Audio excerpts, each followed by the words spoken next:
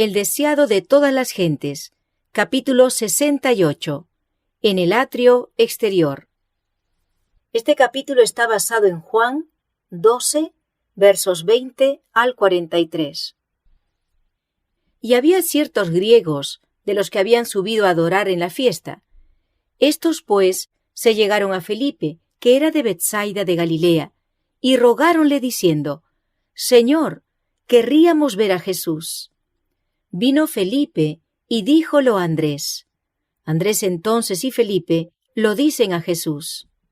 En esos momentos, la obra de Cristo parecía haber sufrido una cruel derrota. Él había salido vencedor en la controversia con los sacerdotes y fariseos, pero era evidente que nunca le recibirían como el Mesías. Había llegado el momento de la separación final. Para sus discípulos, el caso parecía sin esperanzas, pero Cristo estaba acercándose a la consumación de su obra. El gran suceso que concernía no solo a la nación judía, sino al mundo entero, estaba por acontecer. Cuando Cristo oyó la ferviente petición, querríamos ver a Jesús, repercutió para él como un eco del clamor del mundo hambriento. Su rostro se iluminó y dijo: La hora viene en que el Hijo del Hombre ha de ser glorificado. En la petición de los griegos vio una prenda de los resultados de su gran sacrificio. Estos hombres vinieron del occidente para hallar al Salvador al final de su vida, como los magos habían venido del oriente al principio. Cuando nació Cristo, los judíos estaban tan engolfados en sus propios planes ambiciosos que no conocieron su advenimiento. Los magos de una tierra pagana vinieron al pesebre con sus donativos para adorar al Salvador. Así también estos griegos, representando a las naciones, a las tribus y a los pueblos del mundo, vinieron a ver a Jesús. Así también la gente de todas las tierras y de todas las edades iba a ser atraída por la cruz del Salvador. Y así vendrán muchos del oriente y del occidente, y se sentarán con Abraham e Isaac y Jacob en el reino de los cielos. Los griegos habían oído hablar de la entrada triunfal de Cristo en Jerusalén. Algunos suponían que había echado a los sacerdotes y gobernantes del templo y que iba a tomar posesión del trono de David y reinar como rey de Israel, y habían hecho circular ese rumor. Los griegos anhelaban conocer la verdad acerca de su misión. Querríamos ver a Jesús, dijeron. Lo que deseaban les fue concedido. Cuando la petición fue presentada a Jesús, estaba en aquella parte del templo de la cual todos estaban excluidos menos los judíos. Pero salió al atrio exterior donde estaban los griegos y tuvo una entrevista con ellos. Había llegado la hora de la glorificación de Cristo.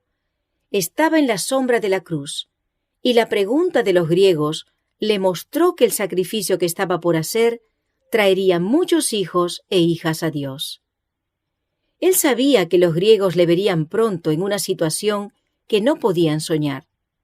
Le verían colocado al lado del ladrón y homicida Barrabás, al que se decidiría dar libertad antes que al Hijo de Dios. Oirían al pueblo inspirado por los sacerdotes y gobernantes hacer su elección, y a la pregunta: ¿qué pues haré de Jesús que se dice el Cristo?, se daría la respuesta: sea crucificado. Cristo sabía que su reino sería perfeccionado al hacer Él esta propiciación por los pecados de los hombres, y que se extendería por todo el mundo. Él iba a obrar como restaurador y su espíritu prevalecería. Por un momento miró lo futuro y oyó las voces que proclamaban en todas partes de la tierra: «He aquí el Cordero de Dios que quita el pecado del mundo». En estos extranjeros vio la garantía de una gran siega, para cuando el muro de separación entre judíos y gentiles fuese derribado, y todas las naciones, lenguas y pueblos oyesen el mensaje de salvación.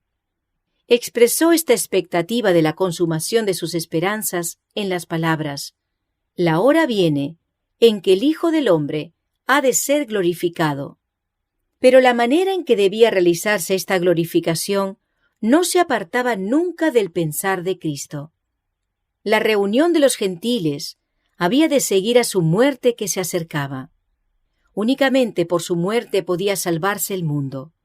Como el grano de trigo, el Hijo de Dios debía ser arrojado en tierra y morir, y ser sepultado, pero volvería a vivir. Cristo presentó lo que le esperaba y lo ilustró por las cosas de la naturaleza, a fin de que los discípulos pudiesen comprenderlo. El verdadero resultado de su misión iba a ser alcanzado por su muerte. De cierto os digo, dijo, que si el grano de trigo no cae en la tierra y muere, él solo queda, mas si muriere, mucho fruto lleva. Cuando el grano de trigo cae en el suelo y muere, brota y lleva fruto. Así también la muerte de Cristo iba a resultar en frutos para el reino de Dios. De acuerdo con la ley del reino vegetal, la vida iba a ser el resultado de su muerte. Los que cultivan el suelo tienen siempre presente esta ilustración. Año tras año, el hombre conserva su provisión de grano y arroja aparentemente la mejor parte. Durante un tiempo, debe quedar oculta en el surco para que la cuide el Señor. Primero aparece la hoja, luego la espiga y finalmente el grano en la espiga. Pero este desarrollo no puede realizarse a menos que el grano esté sepultado, oculto y, según toda apariencia, perdido. La semilla enterrada en el suelo produce fruto, y a su vez éste es puesto en la tierra. Así la cosecha se multiplica. Igualmente la muerte de Cristo en la cruz del Calvario producirá fruto para la vida eterna. La contemplación de este sacrificio será la gloria de aquellos que como fruto de él vivirán por los siglos eternos. El grano de trigo que conserva su propia vida no puede producir fruto, permanece solo. Cristo podía, si quería, salvarse de la muerte, pero si lo hubiese hecho, habría tenido que permanecer solo. No podría haber conducido hijos e hijas a Dios. Únicamente por la entrega de su vida podía impartir vida a la humanidad. Únicamente cayendo al suelo para morir, podía llegar a ser la simiente de una vasta mies. La gran multitud que de toda nación, tribu, lengua y pueblo será redimida para Dios. Con esta verdad, Cristo relaciona la lección de sacrificio propio que todos deben aprender. El que ama su vida, la perderá, y el que aborrece su vida en este mundo para vida eterna, la guardará. Todos los que quieran producir frutos como colaboradores de Cristo, deben caer primero en el suelo y morir. La vida debe ser echada en el surco de la necesidad del mundo. El amor y el interés propios deben perecer. La ley del sacrificio propio es la ley de la conservación. El labrador conserva su grano arrojándolo lejos. Así sucede en la vida humana. Dar es vivir. La vida que será preservada es la que se haya dado libremente en servicio a Dios y al hombre. Los que por amor a Cristo sacrifican su vida en este mundo, la conservarán para la eternidad. La vida dedicada al yo es como el grano que se come. Desaparece, pero no hay aumento. Un hombre puede juntar para sí todo lo posible, puede vivir, pensar y hacer planes para sí, pero su vida pasa y no le queda nada. La ley del servicio propio es la ley de la destrucción propia. Si alguno me sirve, dijo Jesús, sígame, y donde yo estuviere, allí también estará mi servidor. Si alguno me sirviere, mi Padre le honrará. Todos los que han llevado con Jesús la cruz del sacrificio compartirán con él su gloria. El gozo de Cristo en su humillación y dolor consistía en saber que sus discípulos serían glorificados con él. Son el fruto de su sacrificio propio. El desarrollo de su propio carácter y espíritu en ellos es su recompensa, y será su gozo por toda la eternidad. Este gozo lo comparten ellos con él a medida que el fruto de su trabajo y sacrificio se ve en otros corazones y vidas. Son colaboradores con Cristo, y el Padre los honrará como honra a su Hijo. El mensaje dirigido a los griegos, al predecir la reunión de los gentiles, hizo recordar a Jesús toda su misión. La obra de la redención pasó delante de él, abarcando desde el tiempo en que el plan fue trazado en el cielo hasta su muerte, ahora tan cercana. Una nube misteriosa pareció rodear al Hijo de Dios. Su lobreguez fue sentida por los que estaban cerca de él. Quedó él arrobado en sus pensamientos. Por fin rompió el silencio su voz entristecida que decía: «Ahora está turbada mi alma. ¿Y qué diré? Padre, sálvame de esta hora». Cristo estaba bebiendo anticipadamente la copa de amargura. Su humanidad rehuía la hora del desamparo, cuando, según todas las apariencias, sería abandonado por Dios mismo, cuando todos le verían azotado, herido de Dios y abatido. Rehuía la exposición en público, el ser tratado como el peor de los criminales y una muerte ignominiosa. Un presentimiento de su conflicto con las potestades de las tinieblas, el peso de la espantosa carga de la transgresión humana y de la ira del Padre a causa del pecado, hicieron desmayar a Jesús, y la palidez de la muerte cubrió su rostro. Luego vino la sumisión divina a la voluntad de su Padre. Por esto, dijo, he venido en esta hora. Padre, glorifica tu nombre. Únicamente por la muerte de Cristo podía ser derribado el reino de Satanás. Únicamente así podía ser redimido el hombre y Dios glorificado. Jesús consintió en la agonía, aceptó el sacrificio. El Rey del Cielo consintió en sufrir como portador del pecado. Padre, glorifica tu nombre, dijo. Mientras Cristo decía estas palabras, vino una respuesta de la nube que se cernía sobre su cabeza. Lo he glorificado y lo glorificaré otra vez. Toda la vida de Cristo, desde el pesebre hasta el tiempo en que fueron dichas estas palabras, había glorificado a Dios. Y en la prueba que se acercaba, sus sufrimientos divino-humanos iban a glorificar en verdad el nombre de su Padre. Al oírse la voz, una luz brotó de la nube y rodeó a Cristo, como si los brazos del poder infinito se cirniesen alrededor de él como una muralla de fuego. La gente contempló esta escena con terror y asombro. Nadie se atrevió a hablar. Con los labios silenciosos y aliento suspenso, permanecieron todos con los ojos fijos en Jesús. Habiéndose dado el testimonio del Padre, la nube se alzó y se dispersó en el cielo. Por el momento terminó la comunión visible entre el Padre y el Hijo, y la gente que estaba presente y había oído decía que había sido trueno. Otros decían, ángel le ha hablado.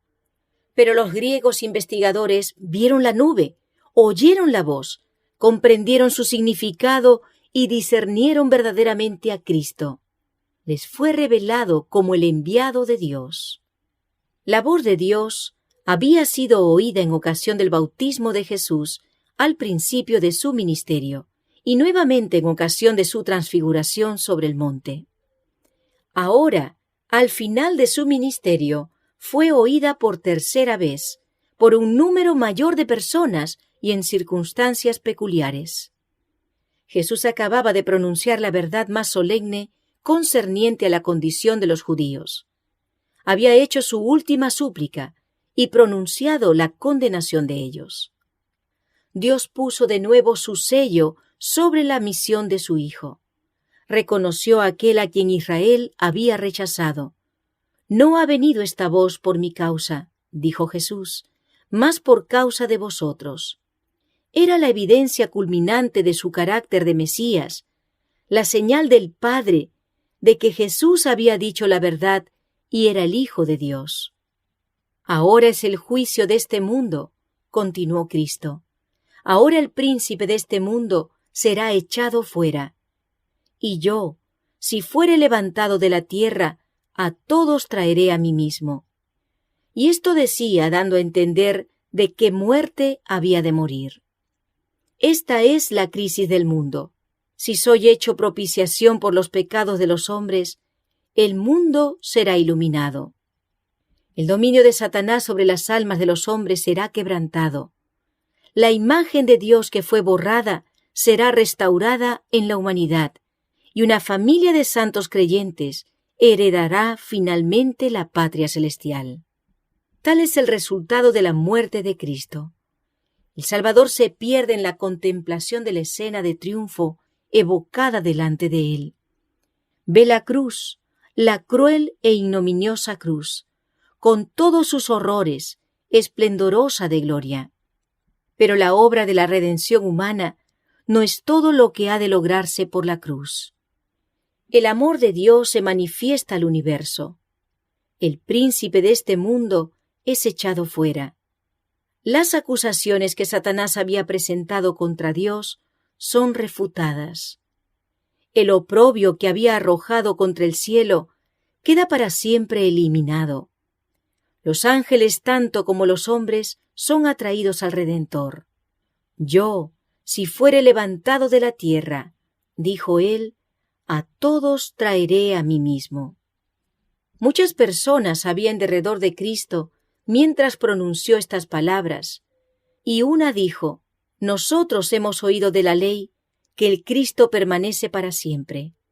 ¿Cómo pues, dices tú, conviene que el Hijo del Hombre sea levantado? ¿Quién es este Hijo del Hombre? Entonces Jesús les dice, aún por un poco estará la luz entre vosotros. Andad entre tanto que tenéis luz, porque no os sorprendan las tinieblas, porque el que anda en tinieblas no sabe dónde va. Entre tanto que tenéis la luz, creed en la luz, para que seáis hijos de luz. Empero, habiendo hecho delante de ellos tantas señales, no creían en él. Habían preguntado una vez al Salvador, ¿qué señal pues haces tú para que veamos y te creamos? Innumerables señales habían sido dadas, pero habían cerrado los ojos y endurecido su corazón. Ahora que el Padre mismo había hablado y no podían ya pedir otra señal, seguían negándose a creer. Con todo eso, aun de los príncipes, muchos creyeron en él. Mas por causa de los fariseos, no lo confesaban por no ser echados de la sinagoga. Amaban la alabanza de los hombres más que la aprobación de Dios. A fin de ahorrarse oprobio y vergüenza, negaron a Cristo y rechazaron el ofrecimiento de la vida eterna. ¿Y cuántos a través de todos los siglos, transcurridos desde entonces, han hecho la misma cosa? A todos ellos se aplican las palabras de amonestación del Señor. El que ama su vida, la perderá. El que me desecha, dijo Jesús, y no recibe mis palabras, tiene quien le juzgue. La palabra que he hablado, ella le juzgará en el día postrero. Ay de aquellos que no conocieron el tiempo de su visitación. Lentamente y con pesar, Cristo dejó para siempre las dependencias del templo.